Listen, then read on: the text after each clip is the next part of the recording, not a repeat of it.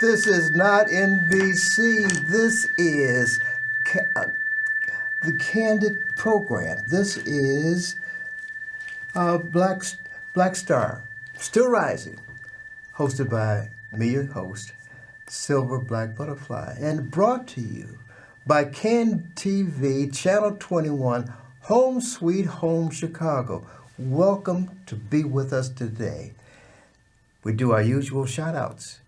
And our shout-outs, first of all, is to Philip Jackson and the Black Star Project, to the memory of Philip Jackson and the Black Star Project, and the Executive Secretary, Glory Smith, for being part of hosting this, mentoring this, being the sponsor of the Black Star Still Rising. Thank you for that.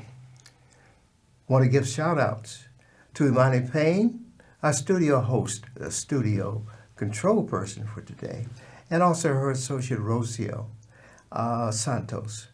Glad I have such a great team working with me and for us on our behalf of the Black Star Still Rising Project. Other shouts out to the staff at Black Star Project, and that would be Michael, Cortez, Lindsay, and of course, Coach Q, Brian, excuse me today, it's one my tongue twister today, but we'll get on. Okay, Brian, Coach Q, McCoy is one of the people that made this happen, made this great person come to our program today. Let me introduce you to, and this is Aaron Wiliams-Orr, the senior at Providence St. Mel, yes, on Chicago's West Side. Very good. And a great institution that's been around educating black students for a long time. He's a senior. He is going to an HBCU, Hampton University, when he graduates. He'll be there in fall. And probably majoring in business administration. yes. All right, a great HBCU organization. I cannot not mention that we're here. One thing is that he is the proud recipient, like anybody would be, of 1,000 smackaroos. Yes. For an essay that you did on the WNBA and the differences. We'll talk about that a little later on. Mm-hmm. But I want to get a little background about you. Oh, I should give a shout out to your mom, who's here in the green room, came to support you and been supportive of you, of everything you've done with the Black Star. How did you and Mom come to Black Star? So we found out about it like in middle school from my substitute teacher. You were about 8 years old when you came here. Okay, yes. Go ahead. So I met Philip. So she introduced me into Philip Jackson, and we did things such as marching about social justice. He had me speaking on stage, and we also did many things such as reading the book Educate or Die, which told me about like how education liberates and opens the mind to new things and opportunities. And he had you marching and on stage doing all these things in the early years that you and your brothers did together? Yeah, it was like an old picture. It's like in my mom's room. You can see us like with little baseball caps on. All three of you? Yes. Oh, by the way, Aaron has two other brothers. That makes him a triplet, right? Yep, triplet. How many triplets are in the United States per birth? Do they have numbers on that? You forgot that. I have no idea. Your mother probably. We should have asked her ahead of time. Because you're a rare person, and we're glad to have you. Talk a little bit about some of the programs that you were involved with and have been involved with the Black Star Project over the years. Some of the things we did? Yes. Some of the things we did. Miss Gloria, she gave me an internship about the Ambassador of Hope, where we created work creation crews. Well, it was like many things such as gaming and media, sports, because me and my brother Brandon, we did sports and media. What does that mean, sports and media? What you were doing? No, we did sport. I mean to say sports and media. We did sports. So we just engaged in the community. It was like on a Monday, all the community came together. We brought an event. They come into the building, and me and Brandon hosted the sports. We did like beanbag toss, hula hoop, to like engage the kids. Hula hoop? I can't imagine you guys doing hula hoop, but I guess I did it one time too. Oh no, I didn't do it. It was for like the kids. Okay, anything to get folks down to the Black Star headquarters to get them involved in things too. What is something you were 2 or 3 programs, and we said the ambassadors? That's a hope. Okay, what does that do, and who was the mentor for that program at Black Star? It was an internship. Okay. Like Miss Gloria told me about it. It was just like we created various creation crews. I did sports, as I mentioned, and then my other brother, I'm pretty sure he did like gaming and media. Like they did things such as chess, and yeah, that was one of the key things they did. And Deacon Price was one of your mentors over the years too. Is he the one that brought you into Black Star? Or just, but one, not since they just one of the people that has mentored you over these years. Yeah, he's a great guidance because he's always someone I could talk to and ask how I'm doing when I walk in the building. But the person that really introduced me and like kicked it all off was Philip Jackson. Tell us about the first time you remember meeting him. First time I remember meeting, it was a long time ago, but I remember we was like sitting in this room. He was teaching me how to read and write. We would just like get together, me and my brothers and some other students. About 8 years. You didn't mention your other brother. You talked about only one of your brothers. Oh, because I don't remember exactly what Creation Crew did. I'm pretty sure. But yeah, shout out to Chris too. Okay, we got to keep Chris in mind. Pardon me. Excuse me. The project that you worked on with that got you this $1,000 scholarship. What was the question that you had to answer in 800 words or less? Was that 800 words or less? Yeah, it was 500 minimum. It was explaining like how would you bridge the gap between the WNBA pay gap and NBA. WNBA versus the NBA, and how much the discrepancy between the salaries, for instance. What is one? How much does the average NBA player make? Like millions of dollars, and the WNBA is like 6 figures. Okay, there's, if I remember correctly, one's like $8 million for average NBA player, and about 50,000 for WNBA. Yeah. How do you explain that discrepancy, and should it be that kind of discrepancy, and why? No, I'll put you on the spot. Oh, it's okay. It's like the reason it is because Okay. like it's a difference in viewership and like the people that ultimately support. It's like the NBA has more viewers, so they ultimately get their players more money. Because the viewership probably runs how much money a person makes. The more or the organization or the owners of the company make. If they're making a great deal of money, then part of the NBA contract with the players is, I think, they get half. Yeah, I'm pretty sure it was 50%. Half of the gross revenue in terms of people coming into the stands. Both, right? The WNBA was like 20%, and the NBA was 50%, I believe. 50% of the revenues of the games, and them also showing that on TV. Uh-huh. Now, you did quite a bit of research, because I saw the references that you gave on your essay. What were some of the references that you used to gather your thoughts so that you had something to compare this against? Some of the key sources I used, it was like the article explaining like the statistics behind like the salary, like the tickets, the viewership, and another source explaining how the WNBA is starting to get an increase in the younger audience due to the younger audience getting more interested in college basketball. Yes. Yeah, such a player like Angela Reese and Caitlin Clark. Of course, Angela, and what's the young lady, Caitlin Clark. Caitlin Clark. You think that's going to be a big impetus for increasing the salaries with the WBA now? Yeah, it's mostly about viewership, and they should connect with sponsors as well. Mm-hmm. And there's new rules where they can make money on their own image. I think what it's called NIL it is. NIL? Yes. Okay. And players, both NBA and NBA, they now can make money based upon, college kids, college students, college players, whatever sports.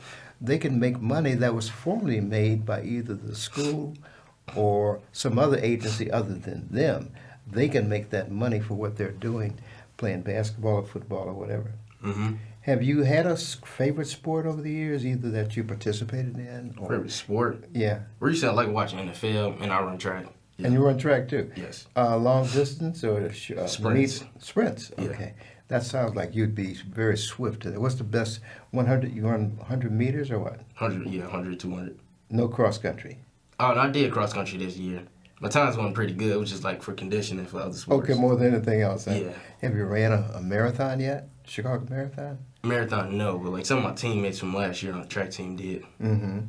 Now, let me ask you, Aaron, if you were to try to make some changes from what you read and what you researched, what would you do to make things more equitable between a WNBA player and an NBA player? Tell our audience. So I recommend it like we make it because when you compare the two, most of the like the differences that come up is like the NBA has dunking, which makes it more exciting. So my idea was to make the WNBA more unique instead of copying exactly what the NBA does. So I would say implementing a 4-point line or trick shots, which would make it more 4-point entertaining. line. So instead of Steph Curry hitting it from whatever number of feet out, Yeah. he can go to half court almost now with Yeah, you 4 with points. playing you at 4 points. Yep. That sounds like something if the WNBA put that into effect, that would be a first. Yeah. And I found out in talking to Aaron before the show, I said the AVA was the precursor to the NBA or what it is now.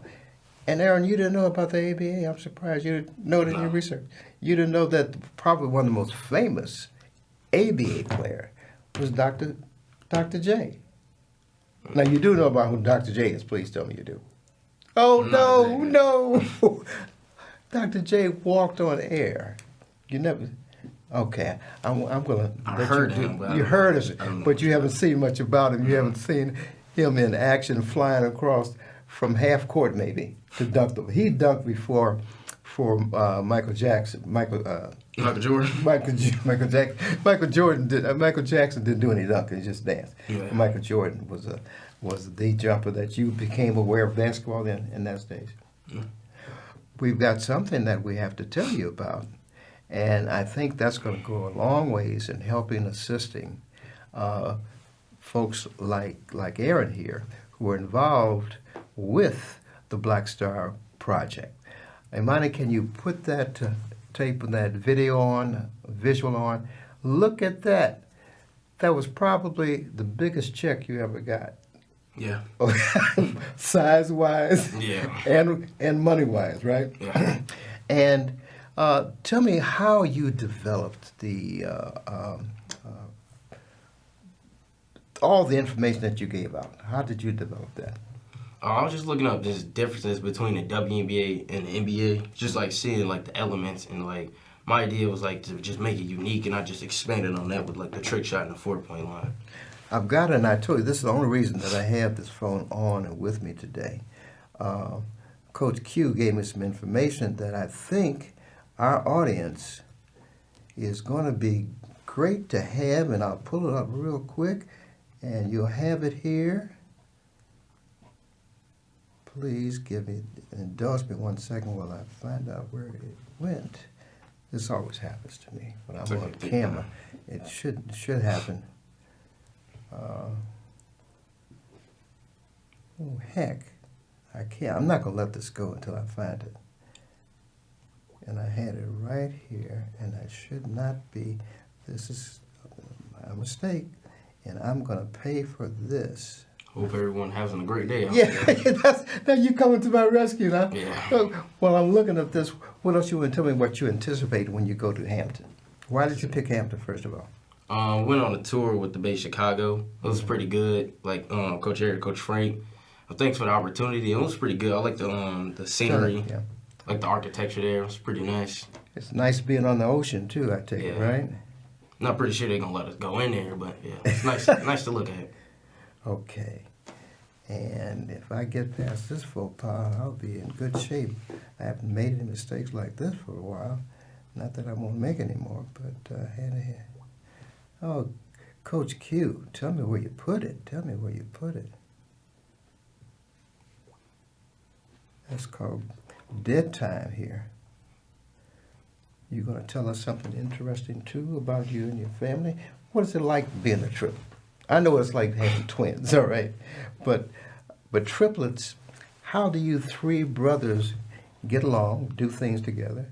You know, what's the thing you do? Yeah, we get along pretty decent. Yeah, Pretty decent. It's like sharing the space, you know. Sharing bedrooms or office space, or what kind of space you talking about? Just like the whole house in general. It's like it's always somebody there. Like you turn the corner, you see somebody. You know. There's no quiet time for any of you? Sometimes, but yeah, it's pretty cool being a triplet. Okay, let me see. Here we go. What we're going to talk about, and you're going to give us a little background about your feelings about this too. It's going to be the 5th annual Youth Business, Sports, and Education Excursion. We've been doing this for 5 years. The NBA All-Star Weekend, February 14th to the 16th in 2025. It's going to be held in San Francisco. Right, make these notes down. It's going to be an all-expense-paid sports and education excursion for Chicago youth to attend NBA All-Star Weekend in San Francisco, California, to learn about careers in sports. Now, here's how you can support you out there, folks at the Atlas Center, folks at the Kroc Center, all you folks watching now. You're going to have an opportunity to support people like Aaron who want to go to this youth event in San Francisco. To support a youth, you can make a donation of $50 or more. All donations provides air travel, lodging, ground transportation, food, game, tickets, and so much more. So for one Benjamin, you can support 2 students. And because of that, if I give you, I'm going to give you this. This is only a symbol. You know that check was a big check? Mm-hmm. You know, that gigantic check? This is a small symbol of me. Are you going to hold it? Yeah, hold it. Oh. This is a small symbol of me that's going to take the place of $50 towards $100, okay? Mm-hmm. When you take that back to Miss Smith, Gloria Smith, at the Black Star Project, they're going to trade that for $50 each. That's my donation to making this possible for the young. So you got to. Appreciate that. Yeah. All right. Well, I'm glad you speaking up for Gloria. If she was here, she would do the same thing. Yeah. And for more information about that, Gloria at Black Star Project. That's GLORIA at Black Star Project organization. Or call her at 773-285-9600. I'm going to write that down, folks. 773-285-9600. All right. Let me go on. You told me some very interesting things about a lot of folks have their career path or their major in mind. You're going into biz ed. But one of the things that you shared with me, Aaron, is that you just want to go into business yourself. Mm-hmm. And out of that, and one question I have, were you maybe suggested to you by one of the mentors for Black Star, and that's Pierre Clark. Did he talk about entrepreneurship, and why do you want to go into business for yourself? Tell our audience. I want to go into business administration, learn about the different roles of business, because if you want to be an entrepreneur, you need to understand like the roles that make up a business. So I would like to learn about those things so I can give back to my community due to all like my mentors giving to me, which is the reason why I wanted to give back to my community and make it better. Do you know some of the fields that you may be interested in? Because industry is changing so quickly, and what is here today may be gone tomorrow. Right now, which career path or business path most interests you? It's not really a specific one. I'm just like going wherever life takes me, you know? Just okay. Like explore my opportunities and see which one fits with me.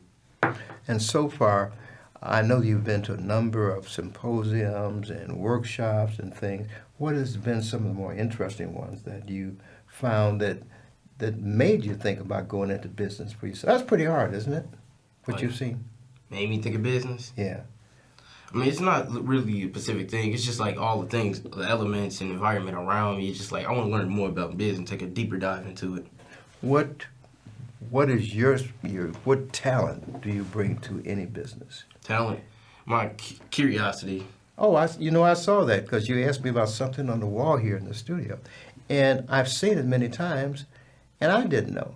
So Imani's going to have to tell you after the show what those black square things are, thingamajigs, and what is. But curiosity is one of the big things that will allow you to be your creative best too, and find and seek and let let it come to you what you are going to focus on. You know, when I went into college, I had first gotten accepted into the School of Speech Therapy at Marquette University in Milwaukee. Yeah. And then by the time I was ready to go away to school, I said, let me change this to business administration. And going into business administration helped me in my corporate world. I think also that you're thinking there's a lot of freedom in being an entrepreneur. Yes. You're thinking also that being my own, what's going to be like being your own boss? What's it like? If you're going into business for yourself. What do you think that would entail? Like just like different things, like you come up with the ideas. It's like you got to set everything in motion, because if you're not like setting like boundaries and like if you're not pushing yourself, this is not the route for you. But I will push myself to like take these different routes and like pursue what I want to do. What about the responsibilities of being a leader and having your own business? Because you're the one that has to write the check. Yeah, it's a lot of responsibility. Because that's really why I want to go into business administration, because you need to know it. You can't just like become an entrepreneur overnight. You got to learn about these different things that like make up a business. What got you to Hampton versus, say, Howard or Morehouse, etc.? What was it that you liked about either the campus or the programs that they had? Tell our audience about that. It was a very welcoming campus, because when I went there, it's like it was easy to talk to people. You know, it's like it felt like I was living on campus, like I was already at Hampton, like a college student. The way it was like easy to talk to people, you know, talk about their experiences. Well, you're a pretty interesting person to talk to too, and I know that we're going to have you still continue to tell your story, and we're going to keep up with you over the years, because as long as you've been with Black Star for about 9 years. When you said 8 years old when you first started, and I know you have. You got to pull one story out besides the experience with Phil Jackson. What else has been exciting over the years for you? Just like going to like the learning about different things, such as like Miss Gloria. She brought like a freedom rider on, because like we was watching a video about like the freedom riders and like how they experience like social injustice and discrimination, and so she had one of them call us. You know, it was a good experience. She talked about. Did you feel it in here when they talked about their experience? Did you know about the freedom riders before that? Yeah, I learned like about the kids, doing the thing. Yeah, it was good to like talk to one of the persons, because like when people hear about like social discrimination between black people and like other races, they just think, oh, that was a long time ago. But like to hear somebody like back in that time talk about it, it's a pretty good experience for me. They weren't that old it's not ancient history that there were freedom riders, and there were reason for being a freedom rider. Do you think you could have been on those buses and ride the bus and have them stoning the bus? What do you think about that? What they went through? I mean, I'm sad for what they went through, but me, it would have been a tough experience. I don't know how it would have. Would you not have been a peacemaker? Oh, no, I would have been a peacemaker. Yeah, I would have supported, you know. But you wouldn't have raised your fist or anything like that. I don't know. It just depends on like the circumstance I was in during the time. 'Cause, you know, like some kids, like their parents wouldn't let them do it. Some like they would let them do it. So I don't know. It's like what would your mother say if you wanted to be a freedom rider at this time? Oh yeah, she would let me support. She let you go? Yeah. And she would wave goodbye as the bus took off, or what? Yeah, let me support her. And probably put some what do they call those when they put the chicken in the bags and the boxes. You take some Kentucky Fried bucket of chicken with you. Oh yeah, probably a little whatever. Chicken on the road. That's how Mama would support a freedom rider like you. Do you think your brothers would go freedom riding with you, or they have other things that they're more interested in? No, during the time, it's like one of us went. We probably like all would have went out to support. The Three Musketeers, all for one and one for all. Yeah. Okay. There's going to be a few things left over this last 12 months of your years at Providence St. Mel. What do you think you're going to leave St. Mel with? What are you going to leave for the juniors and sophomores and the freshmen when they come in? What would you say your contribution? That's part of the contribution. Contribution is like just like my work ethic, you know, because Providence St. Mel taught me about work ethic. Because if you're not willing to put in the work, it's like results aren't going to come. So you know. Let me ask you, it's too personal. What's your GPA right now? GPA right now, the semester, I think it was probably 3.7. That's B plus, at least. No. Oh, it's an A minus. I'm not sure. I just know it's like a 3.7. You know you got a 3.7. Yeah. And you earned it. Yeah. What was the hardest part of high school for you in terms of the adjustment? It was like, at first, it was struggling writing essays. That's why I think Anansi feel like helping me with my writing skills. I'm glad you mentioned her. Yeah. Shout out to her. Way better. Lou. She's watching, I'm sure. I'm sure she's watching too. Do you like any particular books that aided you in writing? Either novels or whatever that made you a better writer? Because I read your essay. It is a marvelous essay. What inspired you to write? Nothing really inspired me to write exact per se. It's like it just got into it like with the things around me. But a book like To Be Popular, To Be Smart by Juwanza Conchafu, it was a pretty good book. It's like it explained how people thought it was cool to like fall into peer pressure, smoke, drink, and how it was lame to be smart. But it's like that book, it really helped me understand like argumentative writing. Is that the same as close to critical thinking? Yes. That you have to use critical thinking if you're going to do argumentative writing? Yeah, because you got to stand by a point supported by evidence and claim. So, yeah. Okay, that's some of the building blocks of being a good debater, too. Mm-hmm. Did you do that in terms of making presentations, or was there debates that you did at Providence St? No.